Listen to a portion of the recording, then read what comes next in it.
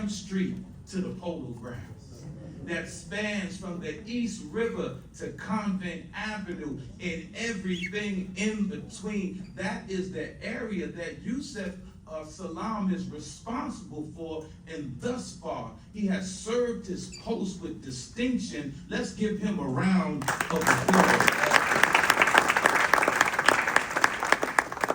I watched my brother as I've known him since a teenager. And of course, we know that his story is storied. It's in the record books.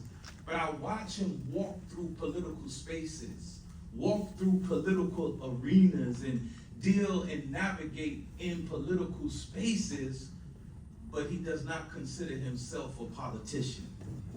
Because he knows that most politicians in America are bought and paid off by their corporate backers. Is that right or wrong? That's right. Y'all sound weak. Y'all sound like that's true.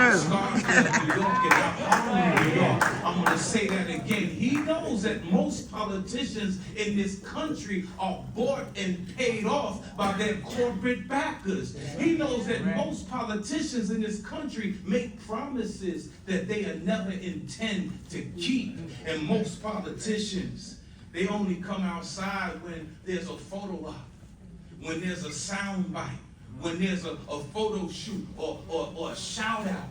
But not this brother. This brother lives in, he shops in, and worships in this community. This brother, like the young people say, he's outside. And that's why we love Brother Yusef Salaam. He makes us proud. Is that right? I once heard the Honorable Minister Louis Farrakhan say these words, that leaders should fear the people that they represent. Not that they should tremble while they are in their presence. Not that they should be afraid to be in the community. They should fear the consequences of selling out the people. They should feel the consequences of not doing right by the people. But I don't believe that we will ever have to worry about that with our brother, Councilman Yusef Salaam, because he lives by the cardinal code that I would rather give my life before my word shall fail. Yeah. He lives by the cardinal code that I'd rather get the hell out before I sell out the people of Harlem, New York. He's a man of integrity. And lastly, I want to say this as I make way for the next speaker. We should not be deceived to think that everybody in Harlem is with Yusef. We should not be deceived that everybody wants to see him have another term. There are some people that want to see you fail, fall, falter, and finish the job on your back and not on your feet. Therefore, it is my prayer that Almighty God, Allah, protect you, brother, from the evil of the intense darkness when it comes.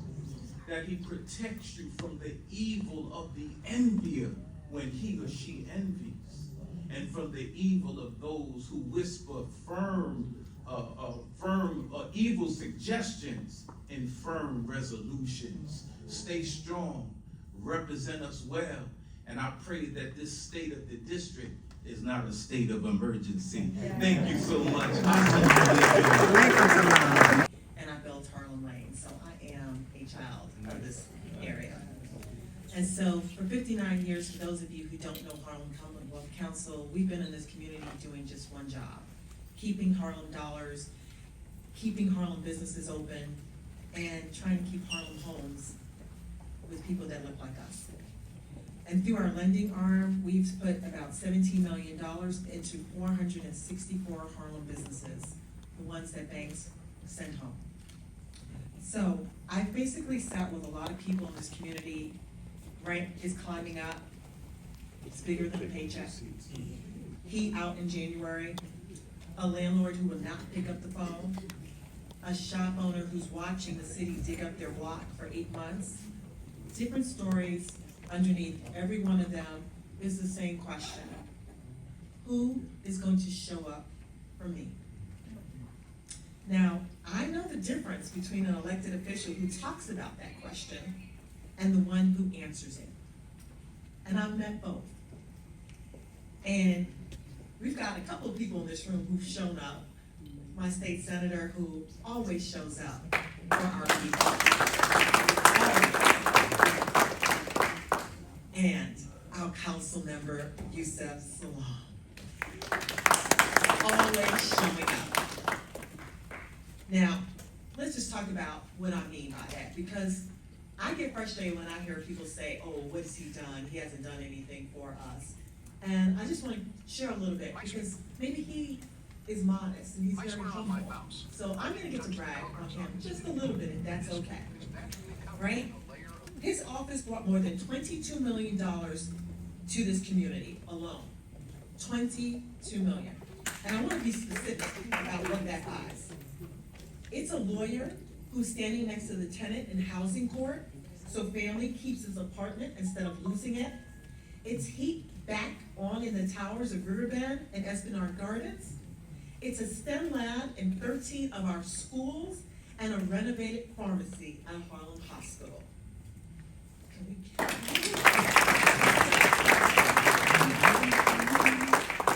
When the budget gets decided, he's in the room. He doesn't walk in empty-handed, and he doesn't walk out empty-handed. That's somebody who's showing up and showing out for us. Now, when the city tore up the block and the customers stopped coming, he didn't shrug and say, well, you know, I'm new here. He wrote a bill that's moving through the council right now to put loans and grants in hundreds of storefronts, my clients, your businesses. Because when the city digs a trench, a family's livelihood should not fall into that trench. So, what I want you to hold on to is, every one of us in this room has been told to wait. I don't know about you, like I said, I was a business owner in this community, and you're told to wait. I'm a tenant in this community, and I've been told to wait. Wait for the repair, wait for the loan, wait for a system that's eventually going to get around to you. But the man who's about to walk up here, he knows what that costs better than anybody. And he's been there. I'm just gonna tell you a personal story. A couple of days ago, my building, down the block, the electricity got shut off in the building. That meant the elevator wasn't working and the key fob wasn't working. That meant that our building was going to be in danger of people coming in and hurting us. I called his office and they said, Sharon, what are we gonna do?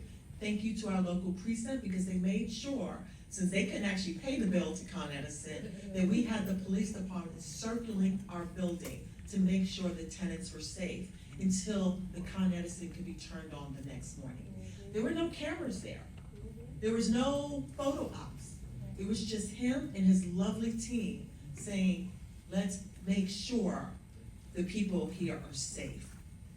And that's exactly what he's done, not just for my neighbors, but for all of our neighbors. He and his team return the call. If you don't get him, it's because he's down at City Hall trying to fight on our behalf.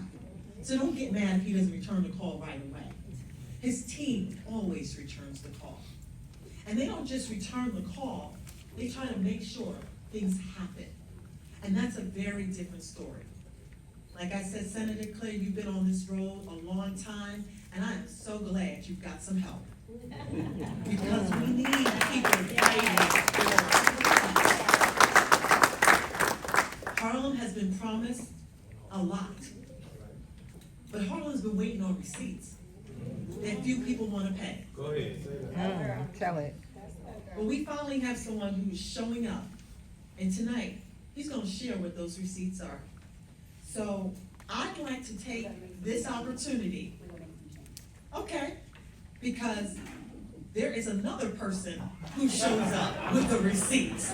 And I called her today. And I said, my business owners are getting wiped out with predatory loans. And I can't give them a loan fast enough. Wow. And she said, her person on the phone, get an appointment with Sharon tomorrow at 4:30. We're gonna do something about it. I called his office and said, my people, they need money for their loans. They put people together, and when the wrong people came up here, they said, don't waste our time no more with that. You send the right people up here. So it gives me great pleasure to represent a woman who has been on this journey for a long time and keeps looking younger and younger despite it all. I never knew you could look so sexy and be a state senator. So I just want to say thank you all for what you do, and thank you for even Mr. Larry, because he was also a stalwart in this community, helping us and bringing home the receipts. So we just always want to say thank you, a season of gratitude, because we don't know what it takes to do the job they do and to walk in their shoes. I need sleep. She doesn't need sleep. She's always working. So it just gives me so much pleasure to introduce our state senator, Cornell Claire. Good evening, everybody. I proudly represent the 30th district, which is inclusive of Harlem. Come on. Okay, and you all know how I feel about Harlem, and much of what needs to be said has been said, but I'm gonna say it like this too. It's not just about representing Harlem, but it's representing the indigenous people of Harlem. And when you say you're representing Harlem, represent us. That's right. Because we were here when nobody wanted to be here. And you need people who understand that. People like Yusef Salaam, who was here also, who understands not just the erasure of black people across this country, or the attempted erasure, but the erasure of us in our very own communities that we built, that we created. Nobody comes to Harlem to see the new things. They come to Harlem to see what we built. Okay? We're famous around the world for the things that we built. Otherwise, we're just like any other community. So we need someone like Yusef Salaam who understands that, who understands the uniqueness of this community, the flavor of this community. We're the trendsetters and the go-getters. Okay, this is where it's created. This is what it's about. So he gets that. And that's why it's good to have a partner like him. So when I talk about affordability, he knows what that word means. Okay? When I talk about the things that are going on in our community, Yusef Salaam knows that, and I'm just happy and blessed to have been blessed with him as a partner in government, so that we're taking care of everything that's happening on a city and a state level, because we have to make sure they work together. There's no point in me fighting for funding and resources to come to New York City and then it doesn't get spent in my community. So we have to make sure there's somebody in City Hall who understands that, who understands what the needs are. And when Sharon Joseph talks about business owners, she's talking about those mom and pops who have been struggling, who have been trying to make it, and there doesn't seem to be any chance for them to survive. They're disappearing daily. Someone told me, don't you love Harlem now? There's all these new businesses, great places to eat. I said, there's always been great places to eat. What are you talking about? But they were unable to stay because they can't afford the rents. They can't afford all the things that they're being charged. So, Yusef, I'm proud to have you. We were just working last week, by the way. The walkthrough with DOT is on Wednesday at 10 a.m. I just want y'all to know. They put these changes in our community that are causing our religious institutions, the people who worship there, to be ticketed at exorbitant rates. And it's hostile. We're a worshiping community. That's right. 116th Street is a worshiping community. We have some of the most famous churches and mosques in the world that have been in this country. So we need to make sure when people are looking at things on paper, they're not thinking about us and who's in the community. They have to engage with us. They have to talk to us. Did I see Daniel here? Daniel Pat? The meeting's at 10 o'clock on Wednesday. We're meeting in front of Mount Zion on 116th and Madison Avenue. Oh, of course. Of course. And we have been graced with someone who knows something about community, a little bit. I'm so proud because, I always brag that a lot of us came from the school board days. They don't even have school boards anymore. But school boards was where it was done. And if you talk about having to deliver for parents and deliver for your community, those school boards were that place. And this young man started on a school board and rose to assembly, to a senate, and to our congressman. And I just want to introduce our Congressman, Adriano Espaillat.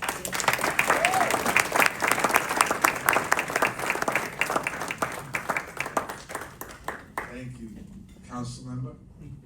Thank you for inviting me, Senator. Family. I like smaller audiences like this because it's a family reunion that where we could speak about our challenges and our victories. And the senator was talking about this ticket war that's going on. It's literally impossible not to get ticketed. In fact, they're ticketing you from the front, from the top of the bus, from the side of the bus. I think one day they're gonna ticket you from underneath the bus. And they're $250. I call it pay to pray. I spoke to the governor and I said, you gotta stop this pay to pray stuff. You should not pay to go pray. But it's not just the churches, Larry. It's the funeral homes too. Imagine when you lose someone. You're confused. You're hurt.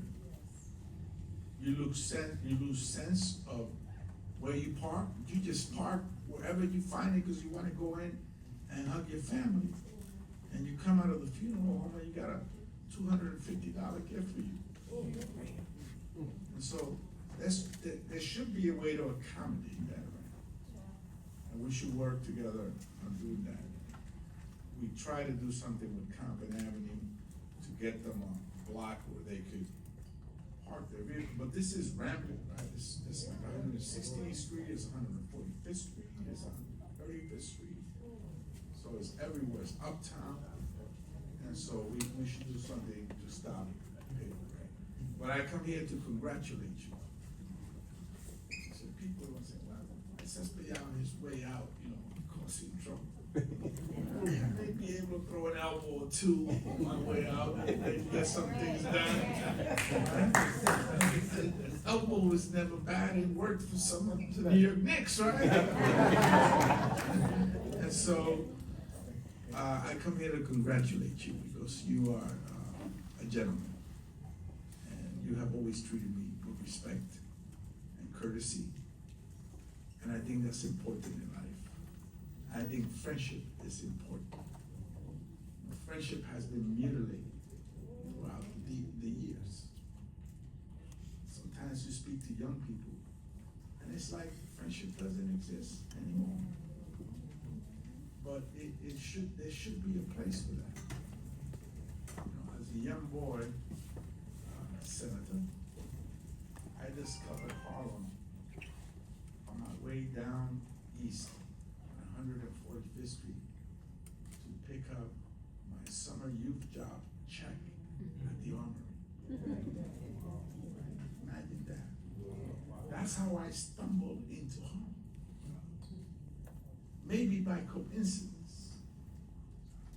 And I've had the privilege to be here 10 years.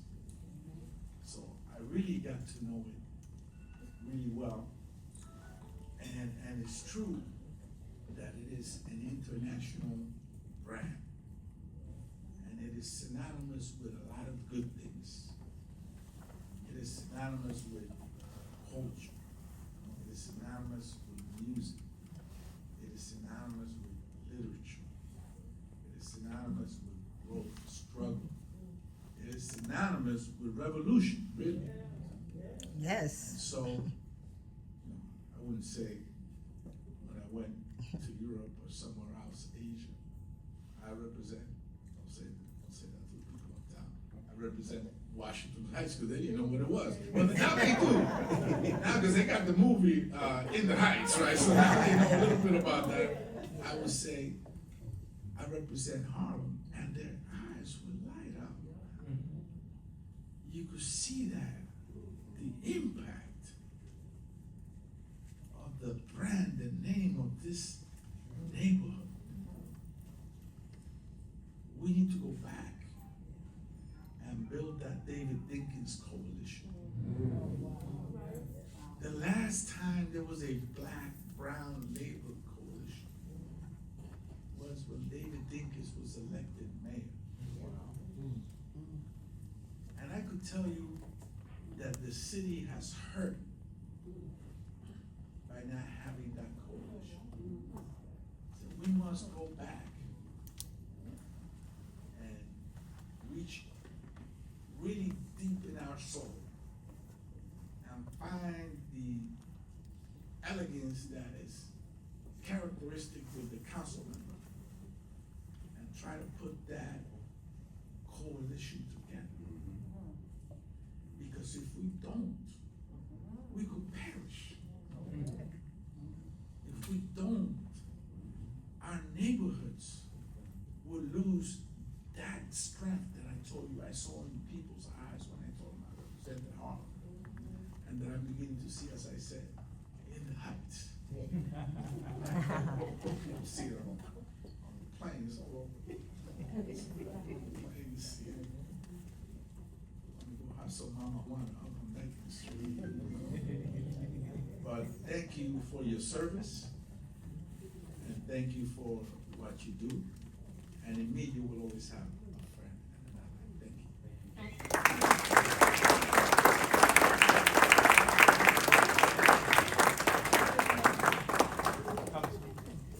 You was gonna bring him up.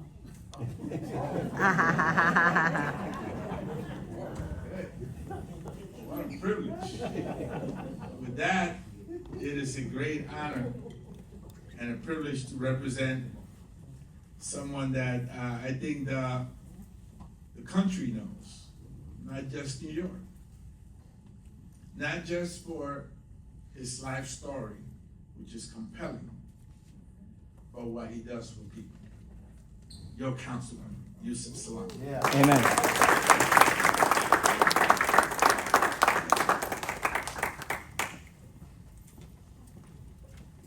Well done, well done.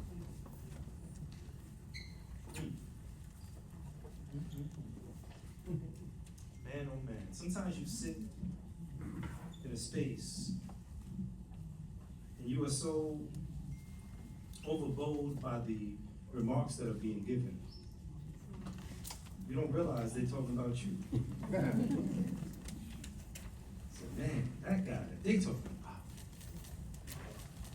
that's somebody. You know who that person is? That's his mama's son. My mama's in the room with Yeah, me. all right.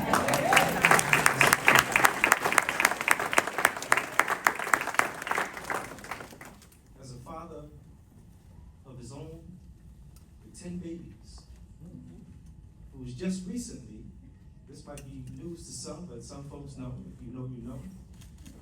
I don't usually post a lot on social media. I may watch things, but I just became a grandfather.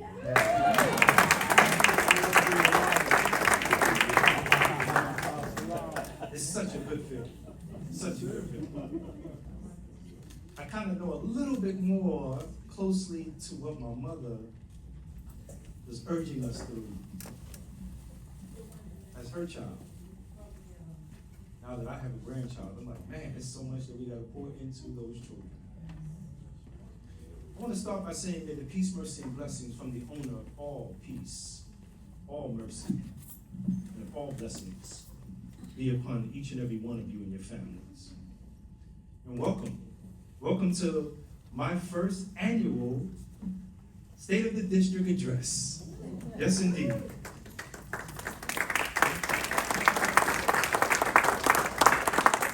And I want to thank my honored guests who have showed up, all of you in the room. This is really, really a treat for me.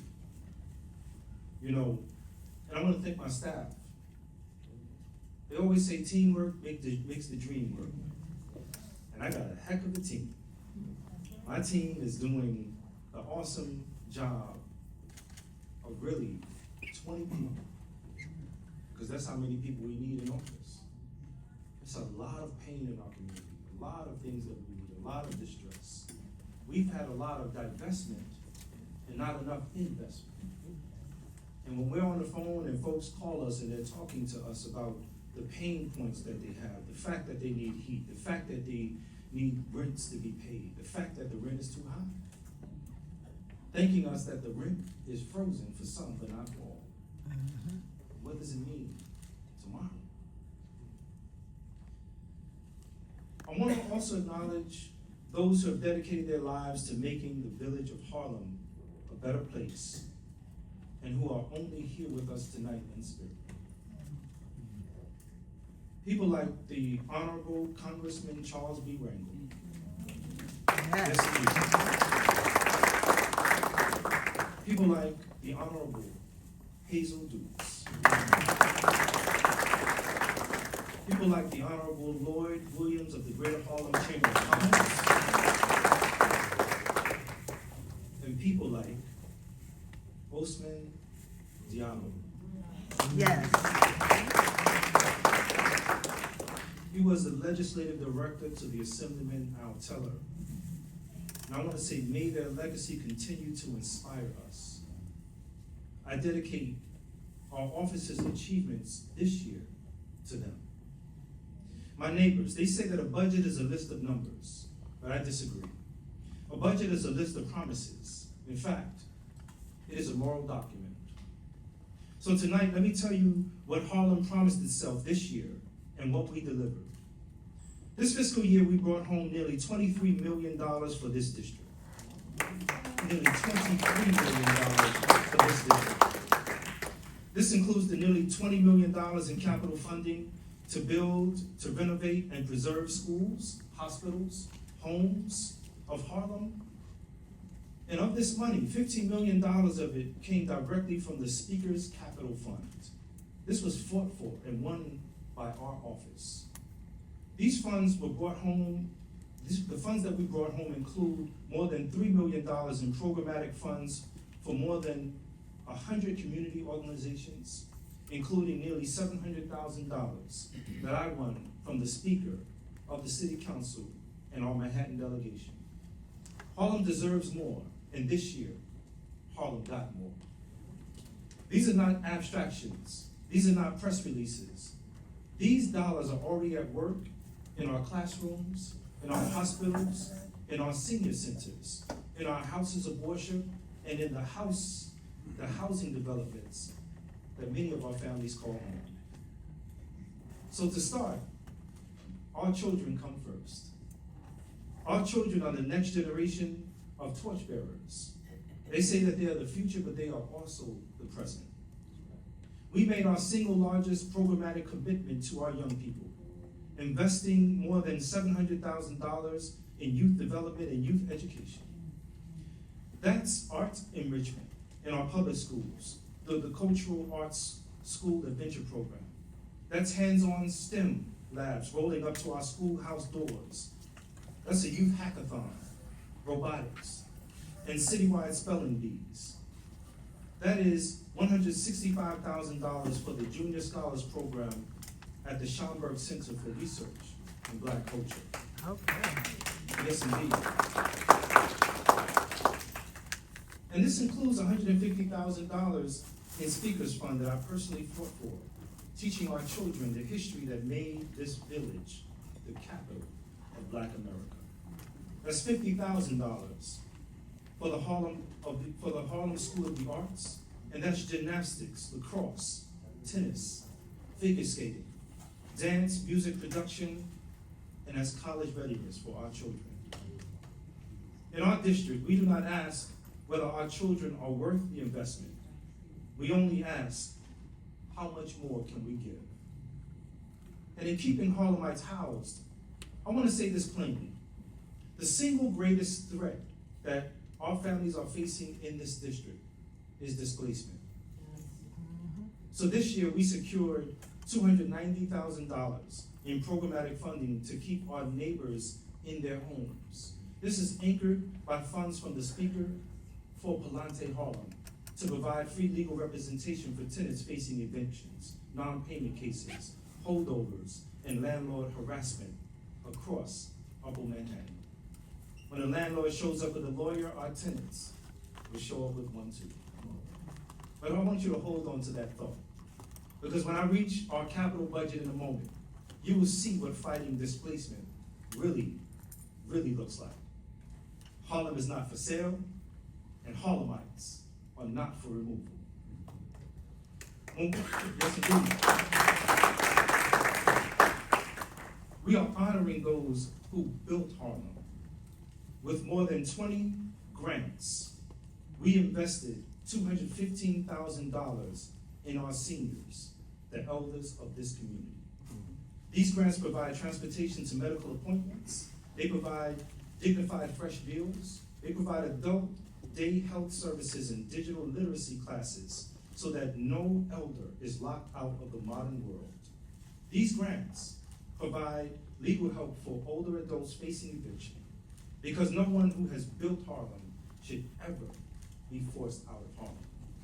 This brings me to safety through healing and justice through second chances. You know my story. I know what it means when the system fails you. My family knows what it means. And I also know what it means to return home.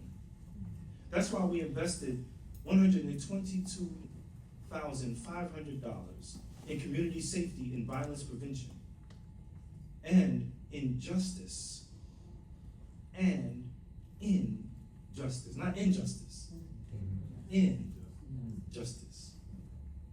Oftentimes they say just us.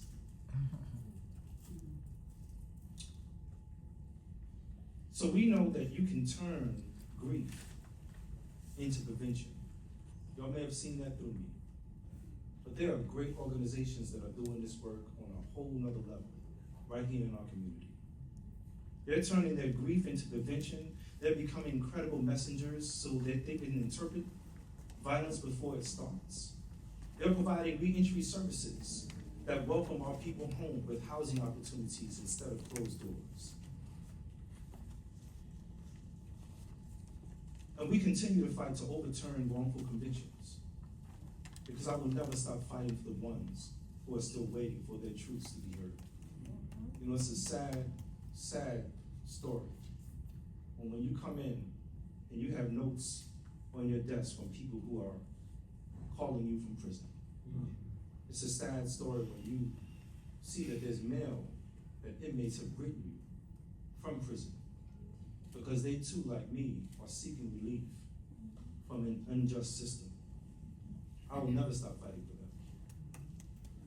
We also stood with survivors, investing $135,000 in services for survivors of domestic violence, funding crisis intervention, making sure that they have counseling, legal advocacy, and pathways to safety and independence for women and families all across our district. And in Harlem, we want healing minds. We want healing minds, healthy minds, and healthy bodies. And so we've invested $70,000, rather it should be $700,000. We've invested $70,000 in mental health, including youth mental wellness workshops at Abyssinian Baptist Church, school-based therapy, and trauma-informed care, because we know that in our community, healing has far too often been a luxury that we could not afford. That changes now. We invested $110,000 in community health, including the $75,000 in speaking funds for Harlem Hospital's Hip Hop Heals program, which uses the culture born on these very streets to teach our children healthy eating and active living. And we are also investing $15,000 in the West Harlem Group Assistance for fresh food access and nutrition, because your zip code should never determine your lifespan. Harlem has always welcomed the stranger. As a matter of fact, I never forget when I used to go to school at LaGuardia High School. I started at LaGuardia High School at 12 years old. My mother sent me to school early because back then, she could do that. And oftentimes people would look at me and thought I was older anyway. I've been about this tall since I was 12 years old. Black time, I was a little taller. Mr. Arthur know, you know? But it's funny too, because it used to be that when you would ride back up on the train, 96th Street would come and you say, gotta see. Folks were told this. They told me that they were told this. They were told that, look, don't go to Harlem. Only go to Harlem in the daytime. And if you go up in there, make sure you got a group with you. And then they found out that they were all lied to. They've even knocked on some of our doors. Coming back home after going grocery shopping, they probably live right next door to me in the penthouse apartment without the elevator on the 6th floor. You know, once you come upstairs with those groceries, I remember my mother used to have those hands that just looked so painful. I didn't understand it until I had to come home to feed my children. My hands was looking like my mother's hands used to look when she would come home from the grocery store. Then you get that knock on your door. Hey, it's your neighbor. Can I borrow a cup of sugar? You look out the peephole and there's somebody who don't necessarily look like you. But guess what you give them? A cup of sugar. We never gave them borax. I mean, I'm gonna go all the way back just for a second. We didn't give them salt. We gave them a cup of sugar because that's who we are. We are a people who have always been about welcome. We've always welcomed the stranger. We've always been a village of arrivals. So this year we invested more than $100,000 in our immigrant neighbors, funding rapid response legal services for families facing immigrant emergencies, workforce training for new New Yorkers, and cultural programming that celebrates the heritage of every single one in this community that calls this district home. In Harlem, we do not build walls. We build welcoming tables. So we focused on economic empowerment and power for our people by investing more than $157,000 in workforce and small business development, which includes $50,000 in speaking funding that we secured for West Harlem Environmental Action to train our residents for careers in clean energy and construction. We invested in things like job training and certifications. We invested in green jobs. We invested in OSHA safety credentials, financial literacy, and support for small businesses, and protections for our street vendors. I want to say that part again. You know, because oftentimes our street vendors get a bad name. I used to be a vendor. Mr. Arthur was a vendor. That's right. Listen, I bought those bean pies and those newspapers and all of that. That's right. That's the lifeblood of the community oftentimes. I do want to make this pitch though. For our vendors, make sure you are selling unique goods to the community. Because when they call the Department of Sanitation or the NYPD, because they look outside their door and they see somebody selling Adidas tube socks for $1, they're gonna make sure that they bring them and remove them off the streets. But if they sell Usman Diallo tube socks, that will be allowed. I want us to really, really think about that, because counterfeit goods is always bad. But selling unique things like people who want things like that, when they come to home, they're looking for the djembe. They're looking for the oils. They're looking for the bean pie. Now, where can I get that bean pie? They go to the grocery store, the delis, and they see the bean pie. They don't want those bean pies. Right. They want the bean pies from the brothers that says, "Salaam alaikum." Bean pie, my brother. Bean pie, my sister. It may sound funny, but listen, it's always welcome. It's a beautiful thing. Yes, indeed. In Harlem, opportunity is not charity. Opportunity is justice. And in Harlem, we deserve a cleaner and a greener Harlem. So we made our streets a promise too. $300,000 for a cleaner and greener district. That funding pays for neighborhood sanitation, and it also helps to create jobs for New Yorkers overcoming homelessness and incarceration.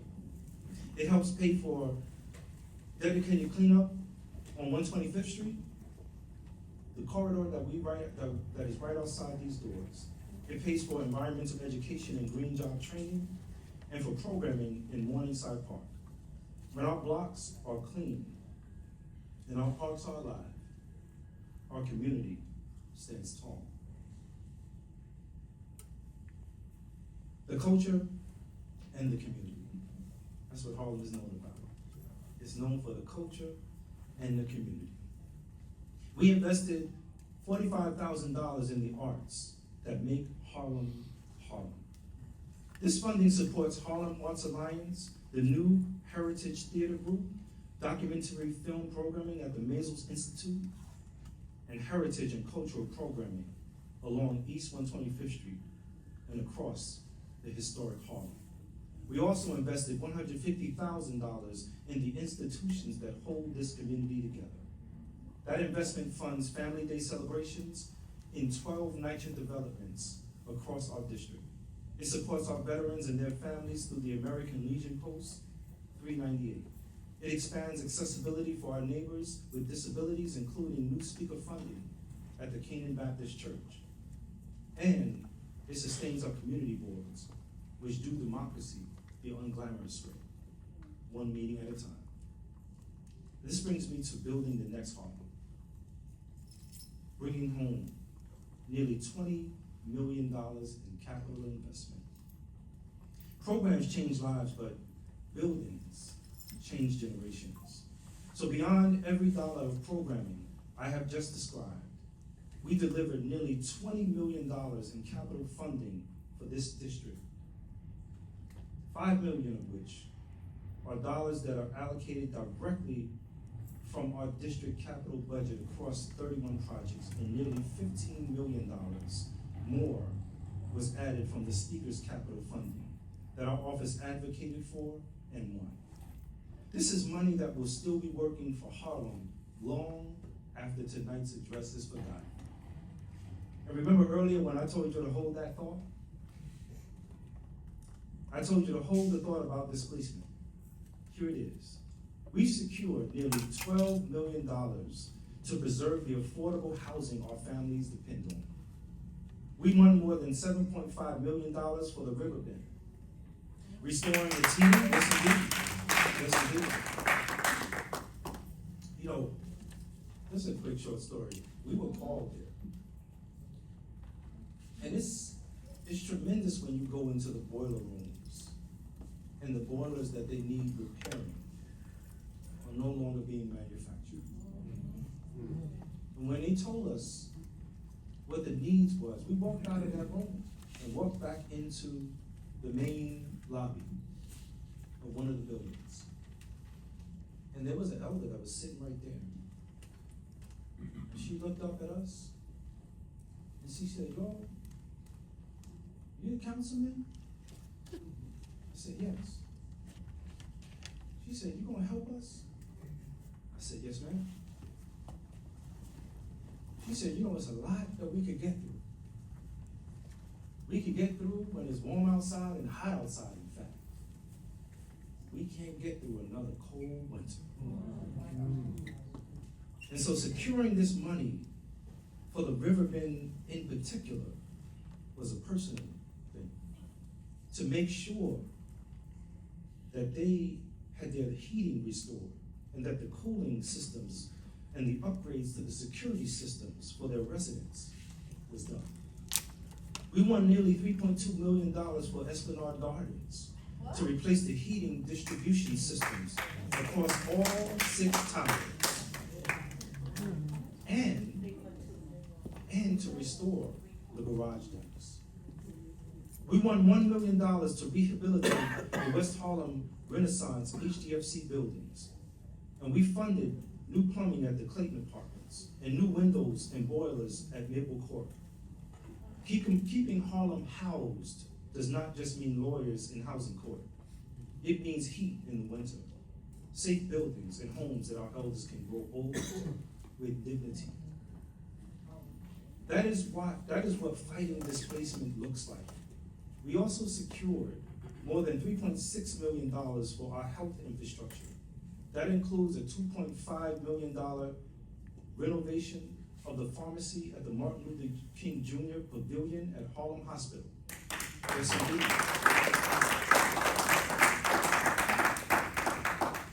A new C-arm radiologic machine for Harlem Hospital, new medical gas systems at the Carter, renovated facilities at Gotham Health, Sydenham, state-of-the-art equipment for the foot clinics of New York and Harlem, and a new van that will let Harlem United bring HIV testing and care directly to our streets.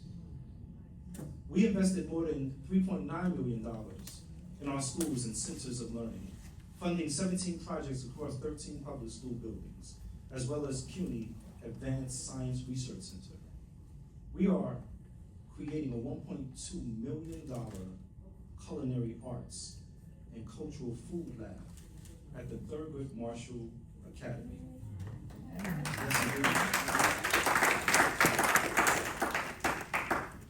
This is funded directly by our district funds and supercharged by the speaker's funds. We are building an aviation dream room at PS 197. I like to call it John B. Russell, where our children will learn to fly, literally. We are installing STEM labs at Thurgood Marshall and PS 241, placing STEM equipment in PS 175. Of course, that's Henry H. Garner, and building television and media studios at the Mickey Mantle School. We are modernizing the auditoriums at Sojourner Truth and Hugo Newman, Mahalia Jackson, Young Diplomats, and the Locke School. Because when our children step onto the stage, the lights and the sound should match their brilliance. And we are upgrading the pre-K classrooms at James McCune Smith School, because excellence starts at age 4, and sometimes excellence starts long before that. We've invested in the details that tell you a neighborhood is loved. We've invested in 125th Street, making sure that they get new tree gardens. This stems from all the way from 5th Avenue, all the way up to Morningside Avenue. Safety upgrades in every public library branch in our district is something that we've done. And a new seating system for Casa Belongo, a home of the Afro-Latin Jazz Alliance. We are writing our values also into law. A budget tells you what we fund, but legislation tells you who we are. Since I took office, we did not just bring money home to Harlem, we changed the laws of this very city. 6 of our bills have been signed into law, 3 of our resolutions have been adopted by the city council, and more than a dozen measures we introduced are moving through committees right now. So here's what's already law. Because of our legislation, homeowners in 1 and 2 family houses received official city trash bins at no cost to them. So the burden of the city does not fall on the backs of working families. Because of our legislation, the Department of Social Services must let you apply for benefits online. They must let you apply for benefits online with a web form and an electronic signature and a telephone interview, because no parent should have to take a day off from work to stand in line in order to feed their families. Nor should any elder miss their renewal benefits because of something called lost money. Because of our legislation, home improvement contractors must tell homeowners in writing exactly what permits a job requires, who is responsible for obtaining them, and how to verify them so that no one gets swindled out of one of the biggest investments of their lives, their homes. Because of our legislation, the NYPD is in fact training their officers to respond to identity theft, and they must post clear guidance for victims of identity theft. And because of our legislation, The city can now ask its contractors rather, to disclose how they address child labor, forced labor, and wage theft in their supply chains. Because our tax dollars should never subsidize exploitation. And because of our legislation, the city now runs an ongoing education campaign in every city language to provide our Muslim neighbors from Hajj and Umrah travel stamps, because no family should save for years for a sacred journey of a lifetime, only to be robbed by a fraudster. The New York City Council has also adopted our resolutions to make our streets safer. Through these resolutions, we also called on Albany to require intelligent speed assistance devices in the vehicles of the most reckless repeat speeders, and allow law enforcement to list a VIN, or the vehicle identification number, on a summons when the driver hides or defaces their plates, because ghost cars should never get a pass. And just this month, we did something joyful. This was part of the good stuff. You know, people always say, how do you like the job? I actually love it. I love what I'm doing. I'm peeking behind the curtain and I'm saying, my goodness, we got work to do. Our work is predicated by understanding that we have to unite. It's not enough for some of us to be in the voting lines. Non-participation is participation. We have to unite. Minister Farrakhan said our unity is more powerful than an atomic bomb. And I often consider, what does that mean? That means that when you think about it, in righteousness, when someone says, shoot him, there's no bullet that's gonna come out of a gun. Because we are everywhere. Working in righteous collaboration means just that. Working in righteous collaboration to do the great work of lifting as we climb. But just the other day, I was at City Hall, and we did something extremely, extremely joyful. The council adopted my resolution declaring August 6th every year as Fat Man Scoop Day. Okay, all right. You know, Fat Man Scoop Recognition Day, he's also known as his government name. You know, oftentimes you don't want to tell people his government name on the streets. Matter of fact, if somebody called you the government name, you start looking at them suspiciously. Look, but our good brother, who is now part of our ancestors, Isaac Freeman III, was born in Manhattan. He was raised right here in Harlem. And he grew up to become one of the greatest hype men the world has ever known. His voice traveled from midnight airways of Hot 97 to the British charts, and from Harlem's house parties to Grammy winning alongside Missy Elliott. When we lost him in 2024 on a stage, he was doing exactly what he loved. The whole culture mourned. But a voice like his does not go silent. From now on, every August 6th on his birthday, our city will celebrate Fat Man Scoop Recognition Day, honoring the son of Harlem whose energy made the whole world put his hands up. That's how we remember our own. That's what Harlem does. We do it out loud. We're not finished, because in 1989, I was one of the 5 young men who was interrogated by police without the protections that we needed. I was 15. So I introduced a resolution calling for Albany to require mental health professionals to be in person, in the room, whenever a police interrogates a child. Yes. Yes.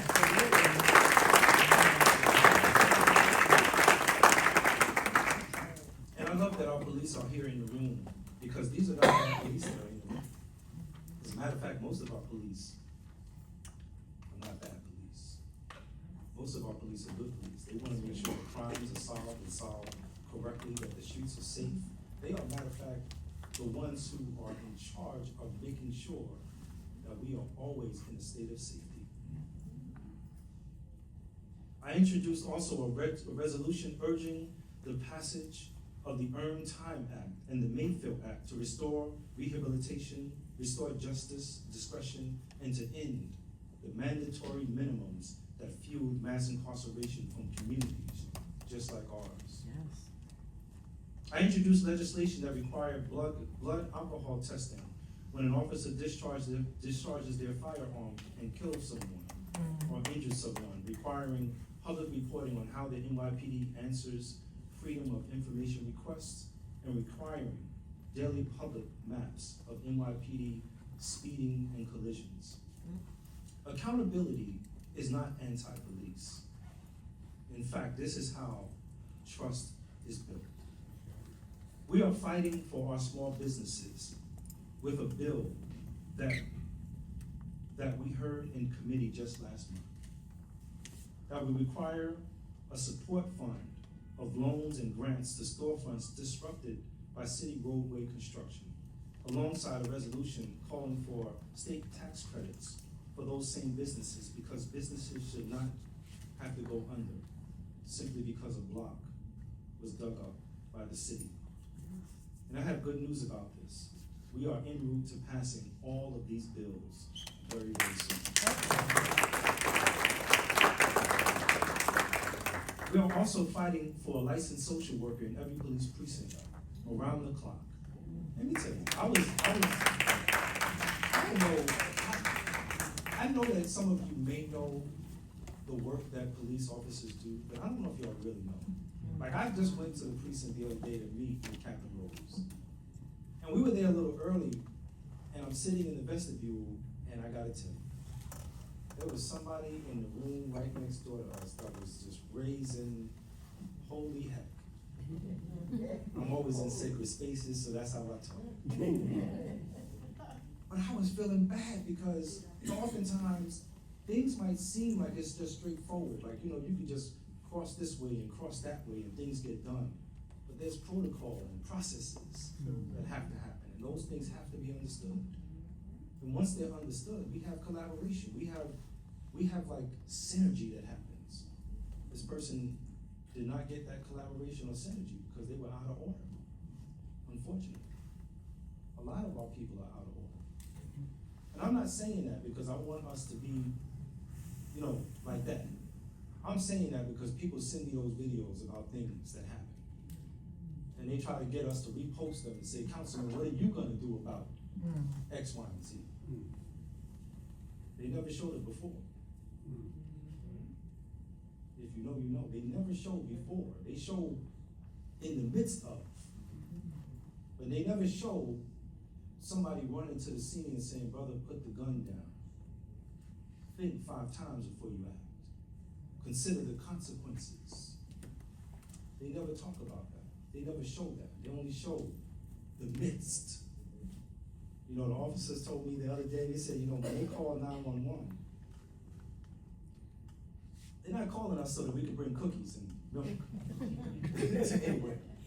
Unless it's a place that, you know, a party going on. Yeah. They calling us to make sure we situate and make sure that the place is safe. And so these bills that are being passed very, very soon are working to do the great work of making sure we're all safe, that the quality of life that we deserve is reached, that nobody is left behind. We are also fighting for licensed social work, as I said before, in every single police precinct around the clock, because we need it.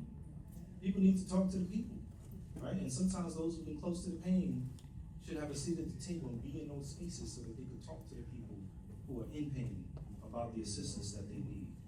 We're fighting for halal and kosher meals and information that is required with that fight. Be placed in every school, in every language, and in every language that our families speak. We are fighting for also parking permits for our medical residents who keep our hospitals running. Because we've heard them.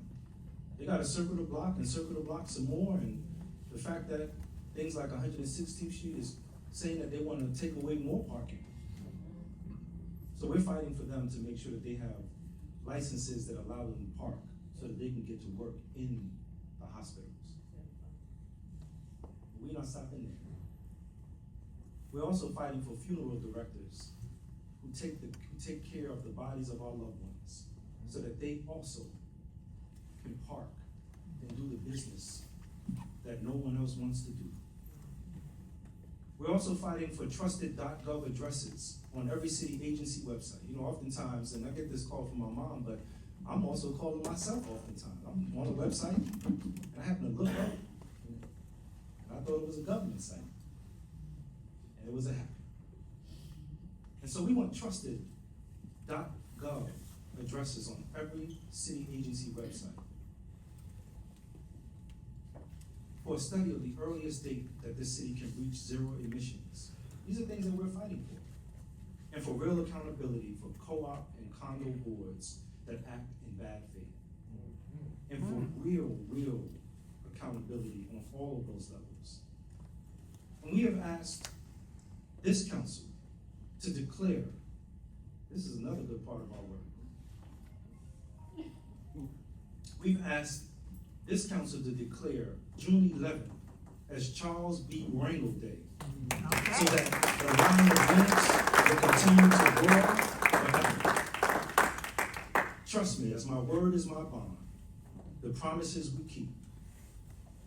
Every one of these dollars is a public money. It's your money. Every law that we write is your law. All of it comes back to you, to the block associations, to the church basements, to the community centers, to the classrooms, the clinics, and the towers where Harlem does what Harlem has always done, which is take care of its own. That is the state of our budget. That is the state of our laws. And that is the state of our promises. This is the state of our district. So may God be with you and encourage you in all those that God has blessed. May our village of Harlem be included in those that God has favored. May God include our city and our state in his blessings. And may those blessings be extended to this part of his earth, the United States of America.